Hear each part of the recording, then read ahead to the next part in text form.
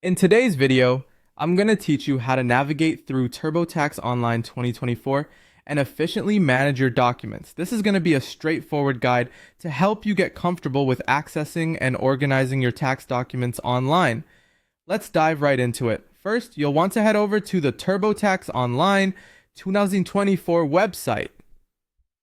Simply open your preferred web browser and type in the URL. This will take you to the main interface where you can access all of TurboTax's features tailored for the 24 tax year. Once you're on the home page, the next step is to click on Tax Home. You'll find this option on the top of the page. Think of the Tax Home as the central hub for all your tax return operations.